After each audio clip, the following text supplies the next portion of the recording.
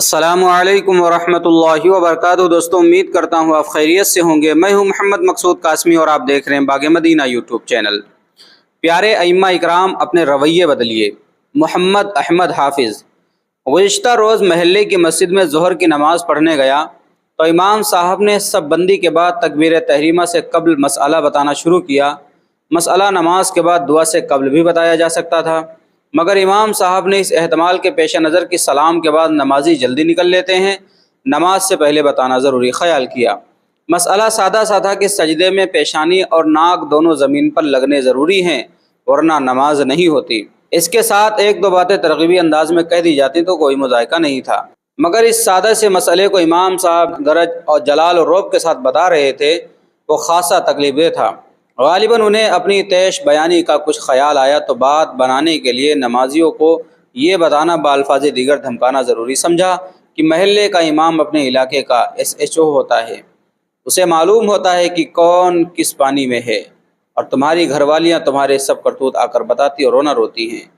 ان کی اس بات پہ یقین جانیے کہ سر شرم سے جھک گیا کہ مصلی پر کھڑے ہو کر یہ کیا کبھی گفتگو ہے۔ اولاً تو نمازیوں کو یوں لائن حاضر کر کے مسئلہ بتانا ہی غلط ہے۔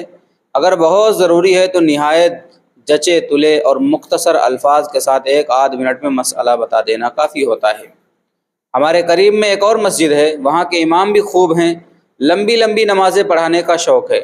نمازیوں پر طنزیہ جملے بولنا اور انہیں بے عزت کرنا خاص وتیرہ ہے۔ پرانی بات ہے کہ ایک مرتبہ کراچی میں PSL ہو رہا تھا، کانٹے کا میچ تھا، کراچی کے سڑان اور مسجدیں ویران ہو رہی تھیں۔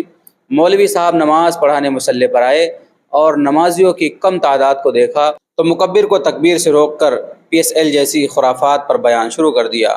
2 منٹ، 3 منٹ، 10 منٹ نمازی بیزاری کے عالم میں کھڑے ہیں اور انتظار میں ہیں کہ مکبر تکبیر کہے اور امام نماز پڑھائے، مگر یقین فرمائیے اسی حالت میں کھڑے کھڑے پورے 35 منٹ بیان فرمایا۔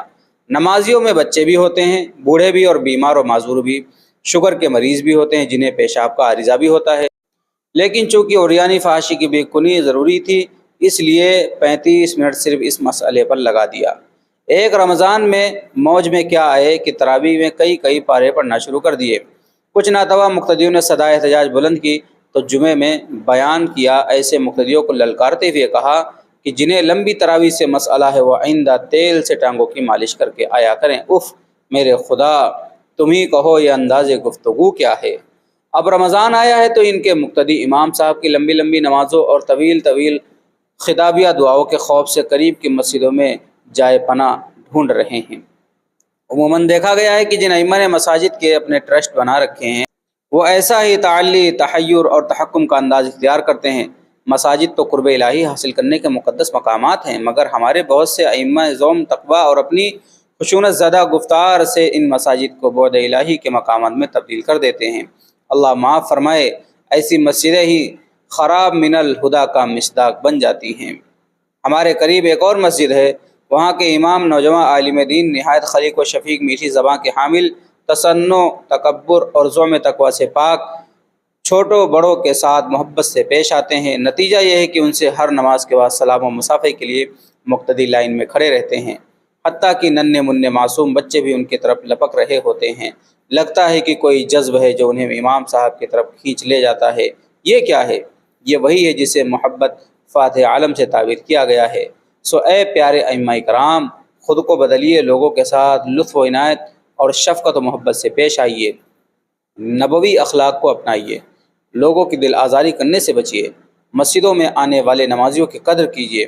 رمضان تو وصولیوں کا مہینہ ہے، اس ماہ مبارک میں نوجوان مسجدوں میں امڑ آتے ہیں، سال بھر کے بچھڑے نمازی بھی دیوانہ وار آتے ہیں کہ ماہ مبارک میں اپنی غلطی اور کوتاہیوں کی تلافی کر لیں۔